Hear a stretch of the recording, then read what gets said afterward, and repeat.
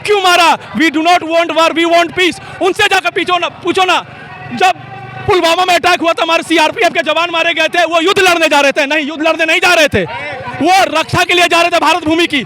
उनको जब उड़ाया गया आरडीएक्स से, उनके जो टुकड़े टुकड़े हुए, उनके परिवार के सामने जाकर क्यों नहीं बोलते हो कि वी वांट वी डू? सिंदूर पर क्या बोलिए? ऑपरेशन सिंदूर, जैसा हमारे माननीय प्रधानमंत्री ने कहा कि now this is new normal, अब ये भारत का हर स्टेप होगा। अगर एक गोली भी चलेगी तो हमारा ऑपरेशन सिंदूर चलेगा, एक गोली के बदले 10 बम। और जो भी भारत विरोधी या भारत के बाहर से तो हमारी आर्मी लड़ रही है, हमारा सरकार लड़ रहे हैं, और देश के अंदर जो गद्दार बैठे हुए हैं, जिनका पाकिस्तान प्रेम, जिनका इस्लाम प्रेम, जिनका जिहादी प्रेम बाहर आ रहा है, जो भारत आर्मी से सवाल पूछ रहे हैं, उनके इलाज के लिए ये छोटा सा डंडा हाथ में है और यही झंडा उनके पिछवाड़े में घुसा देना है, बस। ये उलग का ऑपरेशन सिंदूर, ये हम लोग का ऑपरेशन सिंदूर रहेगा। भारत के सेना पे तो जवान लड़ रहे हैं, भीतर में जो आतंकवादी बैठे हुए देश विरोधी लोग।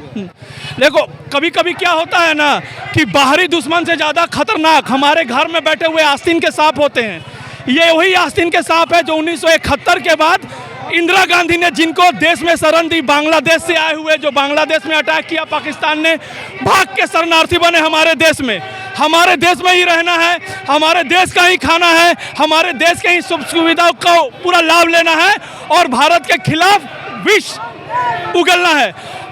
एक कहावत है, सांप कितना भी केचुली बदले, वो डंक मारना या जहर छोड़ना खत्म नहीं करता। तो बाहरी दुश्मनों से ज़्यादा खतरनाक ये दुश्मन है। भारत सरकार, आर्मी अपना काम कर रही है। अब ये हमारे देश में रहने वाले हर एक भारतवासी का, जो भारत को अपनी माँ कहता है, अपनी माँ मानता है, उनका दायित्व है कि इन दोगले लोगों को, जो भारत विरोधी नारा लगा रहे हैं, हर एक काम में अड़ंगा अड़ा रहे हैं, सवाल कर रहे हैं, क्यों मारा? We do not want war, we want peace. उनसे जाकर पूछो ना, जब पुलवामा में अटैक हुआ था हमारे सीआरपीएफ के जवान मारे गए थे, वो युद्ध लड़ने जा रहे थे? नहीं, युद्ध लड़ने नहीं जा रहे थे, वो रक्षा के लिए जा रहे थे भारत भूमि की। उनको जब उड़ाया गया आरडीएक्स से, उनके जो टुकड़े टुकड़े हुए, उनके परिवार के सामने जाकर क्यों नहीं बोलते हो कि we do not want war, we want peace? हिम्मत नहीं है साले। तुमको पता है कि मोदी जी कुछ करेंगे नहीं, मोदी जी कुछ बोलेंगे नहीं, क्योंकि उनके लिए जिस तरह हम लोग भारत भूमि, भारत माँ के लाल हैं, उसी तरह आप लोग भी हैं। इसलिए आप लोगों से इतना गुजारिश है, वो काम मत कीजिए कि अगर मोदी जी एक्शन नहीं लेते हैं आने वाले दिनों में, तो हम लोग सक्षम है घर से निकाल के रोड पे घसीट के मारेंगे। अगर मेरे भारत में रहने वाले सैनिकों के खिलाफ कुछ भी बोला, मेरी भारत भूमि के खिलाफ कुछ भी बोला, तो हम सक्षम है, जहां से निकले हैं वहीं वापस घुसाने का काम हम लोग करेंगे। सीपीएम बोल रहा है पाकिस्तान का पानी क्या बंद कर दिया? पाकिस्तान का पानी उसके बाप का पानी है। देश तो हमारा भीख में मिला हुआ एक टुकड़ा दिए हैं, तब जाके साला सरवाइव कर पा रहे हो। एक लड़ाई लड़ता नहीं है कि आईएमएफ के पास चला जाता है, चाइना के पास चला जाता है कि पापा पैसा खत्म हो गया, पॉकेट खर्चा दे दो। वो बताएगा कि हमको क्या करना है। हर एक नदी भारत भूमि से निकली है। किसी भी नदियों का नाम देखे हो कि किसी का नाम आयशा होता है, किसी का नाम, किसी भी मुसलमान कम्युनिटी के इस्लामिक देखे ना, किसी का नाम रजिया है, किसी का नाम सुल्ताना है, किसी की नदी का नाम देखे हो? नहीं। अगर हिंदू नाम है, अगर सनातनी नाम है, उस नदी पे, उस नदी के पानी पे हक सिर्फ हिंदुस्तानियों का है। अभी तो पानी रोका है, अभी क्या क्या रोकेंगे देखते जाएगा। भूखमरी से मरोगे।